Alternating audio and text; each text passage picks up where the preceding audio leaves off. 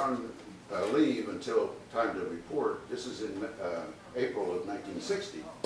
May 1st, there's a little incident that happens over there, and it turns out that I called up Jim and I said, whoa, this is the base, Incirlik, Turkey, that we're going to, where that Francis Gary Powers took off from and got shot down over Russia. And Khrushchev says, if you do that again, I'll wipe that base off the face of the earth. So it was an interesting 2-year tour, to say the least. And it took them about a year and a half before they finally pulled one of those two U-2s out of the hangar in the daylight, where we could see that, yeah, they were still there. Dismantled all of them and flew them out in cargo planes. So was transferred then to, after 2 years there, to Brooklyn Air Force Base, Alabama.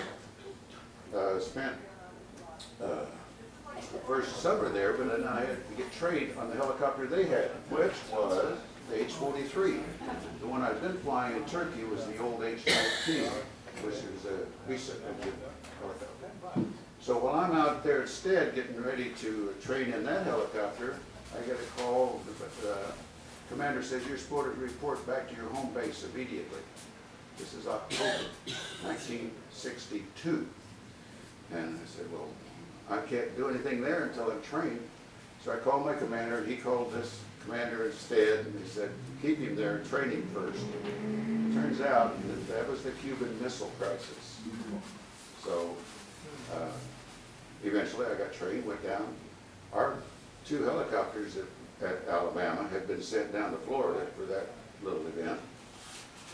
So the next little thing that came up was we trained in this H-43, and our job at Brooklyn was to fight fires, fight crash fires. So this is a picture. I happen to be flying it this night, or this evening, actually the evening shot. We did a lot of practice training. We had to fight one of these every quarter and make sure that we knew how to do it. The job is that there's 2 guys in firefighter suits that we pick. Everybody, when the signal goes off, we can get this helicopter airborne in about 1 minute flat. And we pick up our crew, strap in while the helicopter's turning up to speed, and take off and pick up the fire kit, which, where is it? Yeah, it's the fire kit's sitting over here. It's got 1,000 pounds of foam to fight the fire with, and we deposit it upwind of the crash, land behind it and let the firemen out, and pick the helicopter up to a hover. The firemen charge the kit and charge toward the crash, and our helicopter comes up and knocks those flames that are shooting about a couple hundred feet in the air down to about 30 or 40 feet, so they can better see their way in there, rescue the guy, come out. So this is our primary mission. This was the helicopter that was available when Vietnam came about. So what did they send over there? But the H-43.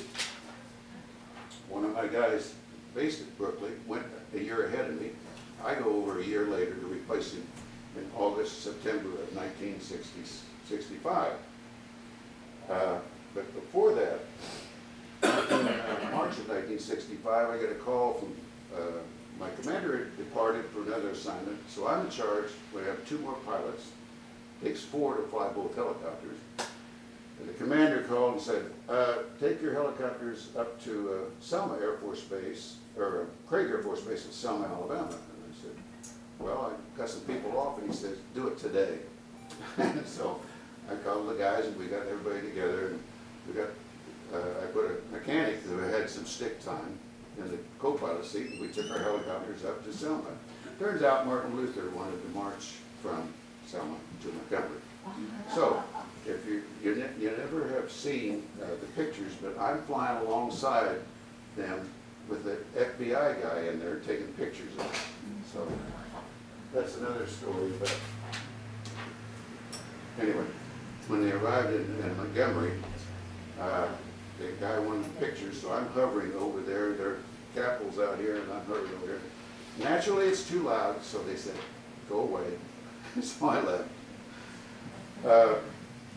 The job when I got to Da Nang was to cover all of I Corps. See if I can basically, South Vietnam's on down here. Here's the DMZ, the border between North and South Vietnam. Da Nang, where I'm based, is here. They sent us up to Quang Tri, which is right about there, to cover anything that happens basically from south of Da Nang, clear on up into North Vietnam. And even over in here, where we weren't, in Laos, in Cambodia. Huh? Never. So, there's the 43 fighting fire. So here's that Da Nang. Yeah. Actually, it would fall.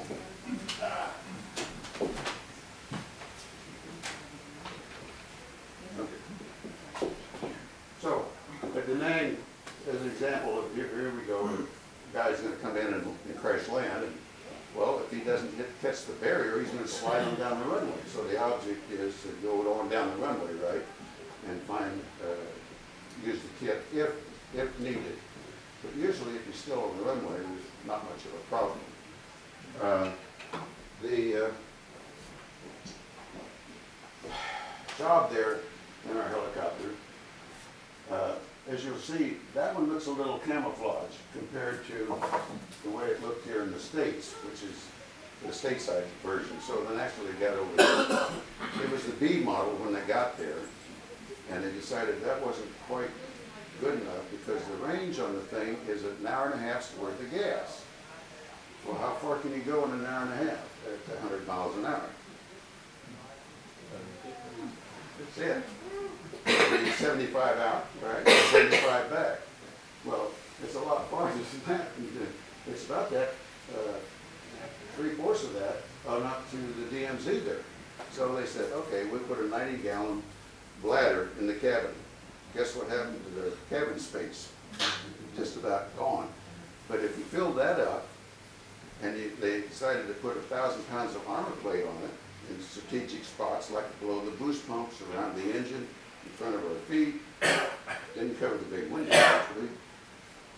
There goes our payload, and it's hot over there. It's a tropical climate. So if you filled the fuel bladder, you couldn't even make a hovering takeoff. You had to make a running takeoff, and then maybe you'd have enough power to take off. So they put a bigger engine in it too. Anyway. So that burned more fuel. Yeah, it burned more fuel, but, so we never filled the fuel bladder. We just figured we'd land the gas up there. We had gas stationed up at Quang Tri. And later we were sent to Quai Son, and we had fuel there. We would go up there. It'd take us about an hour to get there, gas up, and then we'd be all set to go.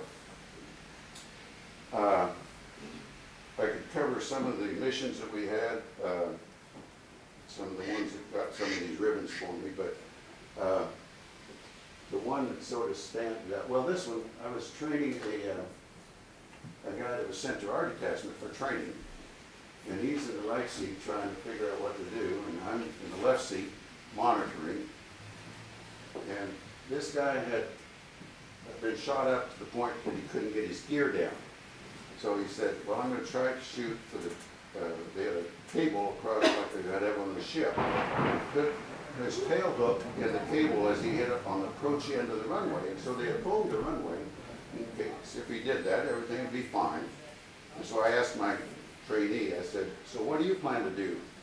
And he gave the right answer. He said, well, if he misses the cable, we'll go on down the runway in case he misses the cable. So what happened? The airplane stopped, and Dumbo decides he will stop. Wait, remember I said they got an extra 1,000 pounds of armor plate, we got a 1,000-pound kit below us, and a tropical climate. Do you think it's going to stop? About the time the rotor RPM starts down, I grab the controls. I got it. Well, we settled on the kit. Had a nice to punch it off. So anyway, it turned out disastrous. The next thing I hear is the base commander screaming in my ear, "Get your off my runway!" So fortunately, I got it soon enough that we just dented a little of the aluminum, and the guys patched it without even an incident problem on it. So some of the disastrous things can happen to you when you least expect it. The other one was not really well, that's too long a story. Let me get to one Marines had what they called their LRPs, Long Range Recon Patrol. And they go out, and they were out southwest of Da Nang one day, and we got this call that they had a lot of wounded, and they didn't have time to stop and make a clearing. So Jim, the guy that trained with me in advanced pilot training, went to helicopter school with me, went to Turkey with me, and wound up at Da Nang with me. And so naturally, he's flying one helicopter one day, and I'm flying the other because we know each other so well. And we flew with crew integrity. We always flew with our same crew members, so we could practically think what the other guy's thinking. We leaped off that day, and Jim is number one that day, and I'm backup for him. And we head out southwest of Da Nang for the Marines that had been injured and shot. So Jim's trying to find where they are. They popped a smoke.